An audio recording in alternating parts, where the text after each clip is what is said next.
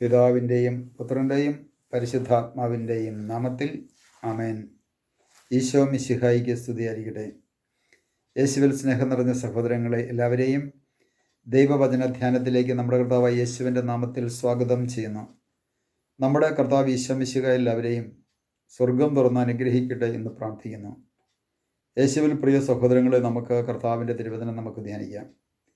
അപ്പസ്തോല പ്രവൃത്തികളുടെ പുസ്തകം 2-ാം അധ്യായത്തിൻ്റെ 38-ാമത്തെ തിരുവചനത്തിൽ പറയുകയാണ്, പത്രോസ് പറഞ്ഞു, നിങ്ങൾ പശ്ചാത്തപിക്കുവിൻ, പാപമോചനത്തിനായി എല്ലാവരും യേശുക്രിസ്തുവിൻ്റെ നാമത്തിൽ ജ്ഞാനസ്നാനം സ്വീകരിക്കുവിൻ, പരിശുദ്ധാത്മാവിൻ്റെ ദാനം നിങ്ങൾക്ക് ലഭിക്കും. ഇവിടെ നമ്മളൊരു കാര്യം മനസ്സിലാക്കണമേ. ഒരു വ്യക്തിയുടെ ജീവിതത്തിൽ പരിശുദ്ധാത്മാവിനെ ലഭിക്കണമെങ്കിൽ, പരിശുദ്ധാത്മാവിൻ്റെ ദാനം ഒരു വ്യക്തിയുടെ ജീവിതത്തിലേക്ക് ലഭിക്കണമെങ്കിൽ അവൻ ചെയ്യേണ്ടത് എന്താണെന്നാണ് ദൈവത്തിൻ്റെ പരിശുദ്ധാത്മാവിടെ ഓർമ്മിപ്പിക്കുന്നത്. പരിശുദ്ധാത്മാവിനെ സ്വീകരിക്കാൻ നമുക്ക് ഉപവാസം ആവശ്യമാണ്, പ്രാർത്ഥന ആവശ്യമാണ്, ഒരുക്കം ആവശ്യമാണ്. അതുമാത്രമല്ല, ഈ പരിശുദ്ധാത്മാവിനെ സ്വീകരിക്കുവാൻ പശ്ചാത്താപം ആവശ്യമാണ് എന്ന് ദൈവത്തിൻ്റെ പരിശുദ്ധാത്മാവ് നമ്മളെ ഓർമ്മിപ്പിക്കുന്നു. പശ്ചാത്താപം, ജീവിതത്തിൽ ചെയ്തു പോയ എല്ലാ തിന്മകളെയും ഓർത്ത് ദൈവത്തിനു മുമ്പിൽ ഒന്ന് പശ്ചാത്തപിച്ച് ഒന്ന് തിരികെ വരുന്ന ഒരു അവസ്ഥ ഒരു മനുഷ്യൻ്റെ ജീവിതത്തിൽ അത്യാവശ്യമാണ്. ഇതാണ് 2-ാം അധ്യായത്തിൽ, അപ്പസ്തോല പ്രവൃത്തികളുടെ പുസ്തകം 2-ാം അധ്യായത്തിൽ ഈ പ്രസംഗം കഴിഞ്ഞപ്പോൾ കേട്ട ജനം വന്നിച്ച് ഇനി ഞങ്ങൾ എന്ത് ചെയ്യണമെന്ന് ചോദിച്ചപ്പോൾ ആ ചോദ്യത്തിനുള്ള ഉത്തരമാണ് പറഞ്ഞത്, നിങ്ങൾ പശ്ചാത്തപിക്കുക. അടുത്തത് പാപമോചനത്തിനായി, പാപമോചനം ലഭിക്കണമെങ്കിൽ പാപമോചനത്തിനായി എല്ലാവരും യേശുക്രിസ്തുവിൻ്റെ നാമത്തിൽ ജ്ഞാനസ്നാനം സ്വീകരിക്കുവിൻ, പരിശുദ്ധാത്മാവിൻ്റെ ദാനം നിങ്ങൾക്ക് ലഭിക്കും. ഇതുകൊണ്ടാണ് പരിശുദ്ധാത്മാവിൻ്റെ ദാനം തിരുസഭയിലേക്ക് ഒഴുകുന്നത് ജ്ഞാനസ്നാനത്തിലൂടെയാണ്. ജ്ഞാനസ്നാനം സ്വീകരിക്കുന്ന ഒരു വ്യക്തിയുടെ ജീവിതത്തിലേക്കാണ് അടുത്തതായിട്ട് അടുത്ത കൂദാശയാകുന്ന സ്ഥൈര്യലേപനം, മൂറോനഭിഷേകം, തൈലാഭിഷേകം, ഈ കുദാശയിലൂടെ ദൈവത്തിൻ്റെ ആ ജ്ഞാനവും എല്ലാം ദാനം ഒരു മനുഷ്യനിലേക്ക് ഒഴുകിയെത്തുന്നത് കുദാശയിലൂടെയാണ്. അപ്പോൾ ഇവിടെ പറയുകയാണ്, നിങ്ങൾ പശ്ചാത്തപിക്കുക, പാപമോചനത്തിനായി യേശുക്രിസ്തുവിൻ്റെ നാമത്തിൽ സ്നാനം സ്വീകരിക്കുക. അപ്പോൾ ചിലർ ചിന്തിക്കും, അപ്പോൾ സ്നാനം സ്വീകരിക്കാത്ത വ്യക്തികൾക്ക് പാപമോചനം കിട്ടില്ലേ? ഇല്ല സഹോദരങ്ങളെ, ഇല്ല. കാരണം എന്താണെന്നറിയാമോ? വിശുദ്ധ ബൈബിൾ സഭയുടെ പ്രബോധനം വളരെ വ്യക്തമായിട്ട് പഠിപ്പിക്കുന്നു. ജ്ഞാനസ്നാനം എന്ന കുദാശയിലൂടെ ഒരു വ്യക്തിക്ക് ജന്മപാപത്തിൽ നിന്നും കർമ്മപാപത്തിൽ നിന്നും മോചനം ലഭിക്കുകയുള്ളൂ. ഒരു മനുഷ്യൻ ജനിക്കുമ്പോൾ ജന്മപാപത്തിൽ ജനിക്കുന്നു. ആ മനുഷ്യൻ വളരാൻ തുടങ്ങുമ്പോൾ അവൻ കർമ്മം, അവൻ്റെ പ്രവൃത്തിയിലൂടെ കർമ്മപാപം അവൻ്റെ ജീവിതത്തിലേക്ക് കടന്നു വരുന്നു. ഈ കർമ്മപാപത്തിൽ നിന്ന് മോചനം ലഭിക്കണമെങ്കിൽ, ഈ 2 മേഖലയിൽ മോചനം ലഭിക്കണമെങ്കിൽ അവൻ മാമോദിസ ആവശ്യമാണ്. ഈ കർമ്മപാപം എന്ന് പറഞ്ഞു കഴിഞ്ഞാൽ 50 വയസ്സ് പ്രായമുള്ള അല്ലെങ്കിൽ 25 വയസ്സ് പ്രായമുള്ള ഒരു വ്യക്തി ജ്ഞാനസ്നാനം സ്വീകരിക്കുന്ന സമയത്ത് ആ 25 വയസ്സ് പ്രായം വരെ അവൻ്റെ ജീവിതത്തിൽ ഏതെല്ലാം തരത്തിലുള്ള പിടിച്ചുപറി ആയിക്കോട്ടെ, വ്യഭിചാരമായിക്കോട്ടെ, കത്തിക്കുത്തായിക്കോട്ടെ, വെട്ടിപ്പോ തട്ടിപ്പോ പൂഴ്ത്തിവെപ്പോ, അതുപോലെ തന്നെ കരിഞ്ചന്തയോ കള്ളപ്പണമോ, അതുപോലെ തന്നെ കൊലപാതകമോ, ഇങ്ങനെ എത്ര വലിയ പാപം ചെയ്തിട്ടുണ്ടെങ്കിലും ജ്ഞാനസ്നാനം എന്ന കുദാശയിലൂടെ അവിടെ പാപമോചനം അവന് ലഭിക്കും.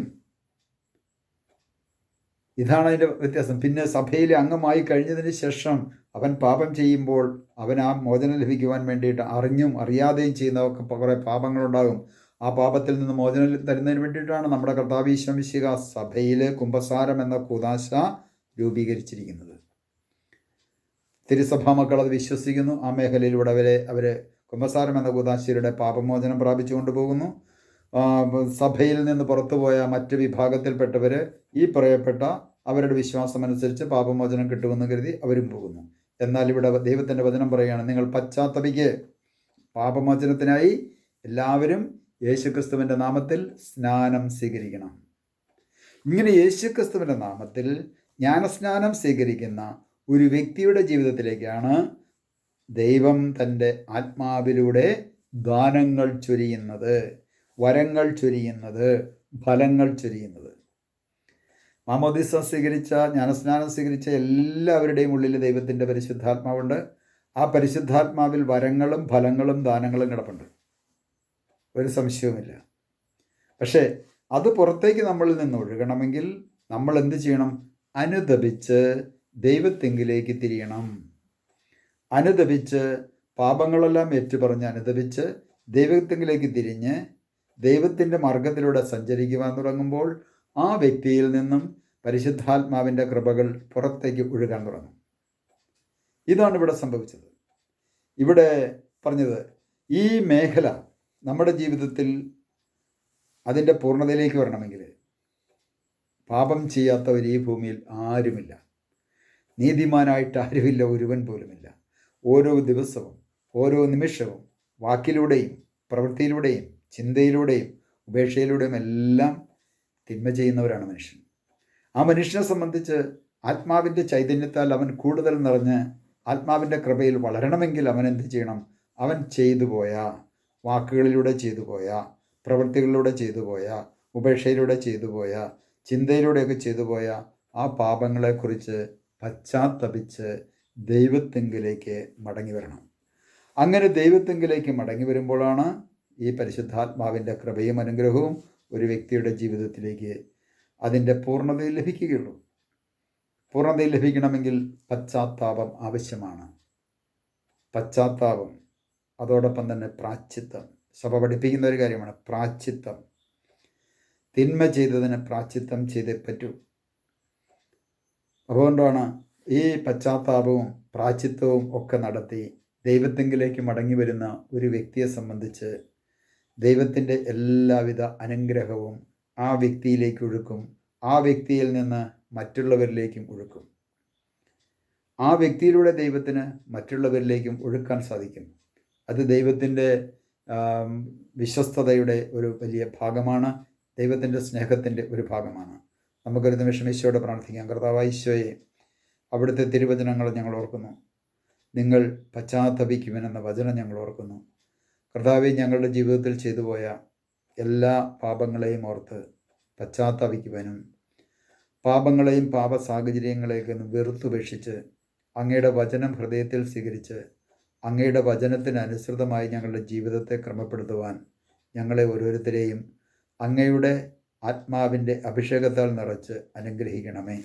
പിതാവിൻ്റെയും പുത്രൻ്റെയും പരിശുദ്ധാത്മാവിൻ്റെയും നാമത്തിൽ ആമേൻ.